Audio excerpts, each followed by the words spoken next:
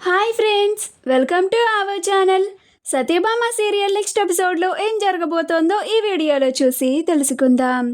మారిపోయిన మహాదేవయ్య అసలేం జరిగింది అని తెలుసుకోవడానికి ఈ వీడియోని స్కిప్ చేయకుండా ఎండ్ వరకు చూసేయండి.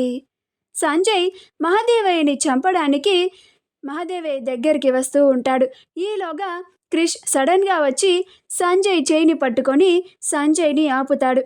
అప్పుడు సంజయ్, రే క్రిష్, మర్యాదగా అడ్డు తప్పుకో, మా డాడ్ని నాకు అప్పగించి ఇక్కడి నుంచి వెళ్ళిపో అని అంటాడు. అప్పుడు క్రిష్, ఏం మాట్లాడుతున్నావురా నువ్వు? బాపుని చంపడానికి ప్రయత్నిస్తున్నావా అని అంటాడు. అప్పుడు సంజయ్, అసలైనా వెళ్ళిపోయిన వాడివి మళ్ళీ వెనక్కి ఎందుకు వచ్చినవురా నువ్వు అని అంటాడు. అప్పుడు క్రిష్, నీ చావు నా చేతిలో రాసి పెట్టింది కాబట్టే ఆ దేవుడు నన్ను మళ్ళీ వెనక్కి రప్పించిండురా అని అంటాడు.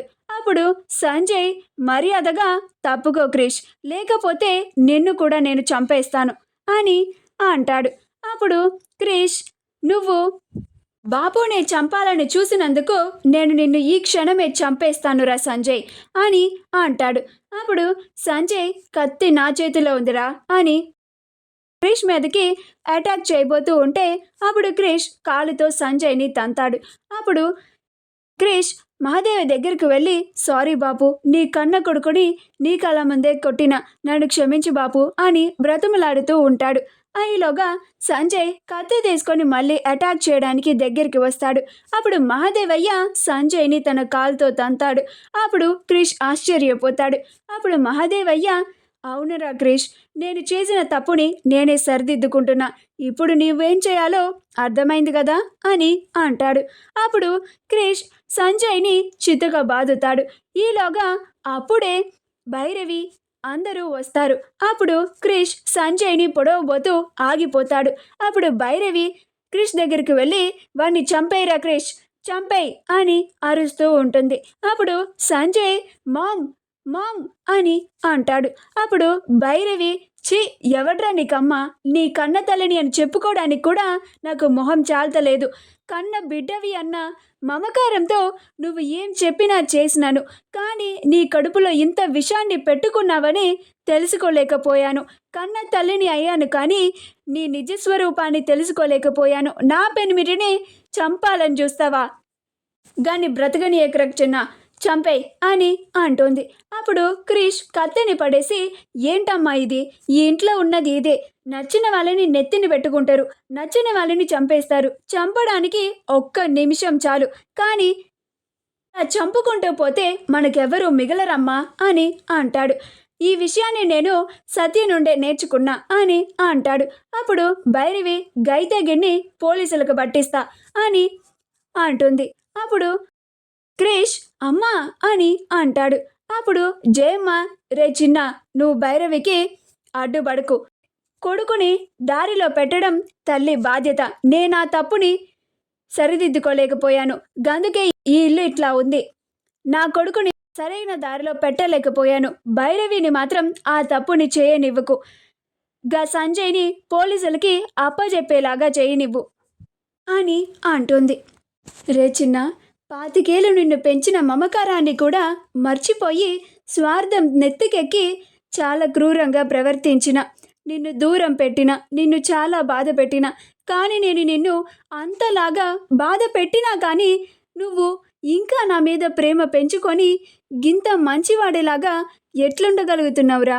అసలు నా పెంపకంలో పెరిగినా కానీ గింత మంచితనం నీకు ఎక్కడి నుంచి వచ్చిందిరా అని బాధపడుతూ అంటాడు.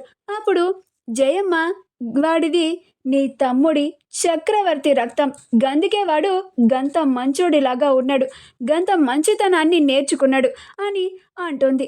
అప్పుడు మహాదేవయ్య, నిజమే కదా, వీడు నా తమ్ముని కొడుకు, నా తమ్ముని కొడుకు అని చాలా బాధగా అంటూ ఉంటాడు.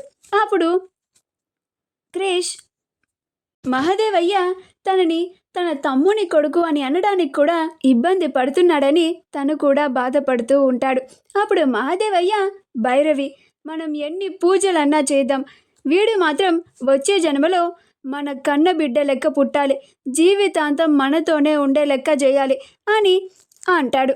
అప్పుడు భైరవి సత్యల వీళ్ళిద్దరూ కలిసిపోతున్నారని చాలా సంతోషపడుతూ ఉంటారు. అప్పుడు మహాదేవయ్య ఇంక పోరా నువ్వు అని అంటాడు. అప్పుడు క్రిష్ అదేంది బాపు నన్ను పొమ్మంటున్నావేంది అని అంటాడు. అప్పుడు మహాదేవయ్య మరి నువ్వే కదరా పోయినావు అని అంటాడు. అప్పుడు క్రిష్ నేనేం పోలే నువ్వే పొమ్మన్నావు గందుకే పోయినా అని అంటాడు. అప్పుడు మహాదేవయ్య నీకు వెళ్ళాలనిపించింది కాబట్టినే నువ్వు వెళ్ళావు, లేకపోతే ఇక్కడనే ఉండేటోడివి. నువ్వు గా ఇంట్లో ఉండి నీ పెళ్ళాన్ని రాయబారానికి గీ ఇంటికి పంపిస్తే మరి నాకు కోపం రాదా అని అంటాడు. అప్పుడు క్రిష్ మరి గా రోజు పాత మనిషిని వదులుకోవాలి అని మాట్లాడితే నాకు మాత్రం బాధ అనిపించదా బాపు అని అంటాడు. అప్పుడు మహాదేవయ్య ఇప్పుడు మాత్రం ఏం పోయింది, గా ఇంటికే పో, నువ్వు లేకుండా మేం బ్రతకలేమనుకున్నావా ఏంది అని అంటాడు.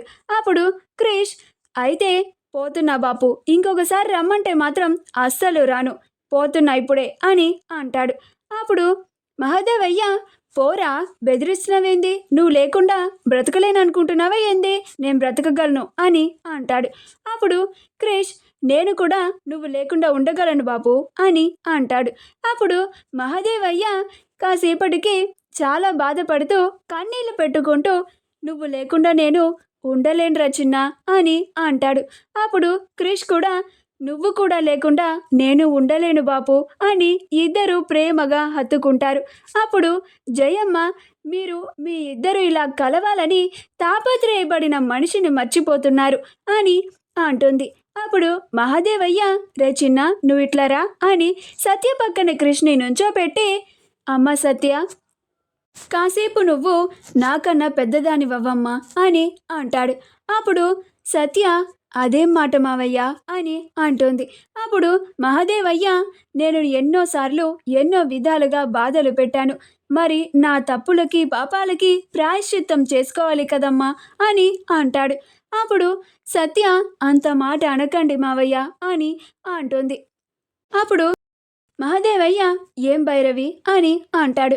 అప్పుడు భైరవి కూడా సత్య దగ్గరికి వచ్చి సత్య బిడ్డ నన్ను క్షమించమ్మా, అత్త అనే అహంకారంతో నిన్ను చాలాసార్లు బాధ పెట్టిన, నీ మీద అత్త అనే పెత్తనాన్ని చాలాసార్లు చెలాయించిన, నేను నిన్ను ఎన్ని బాధలు పెట్టినా కానీ నువ్వు ఏ రోజు కూడా నోరెత్తి నన్ను ఎదిరించలేదు.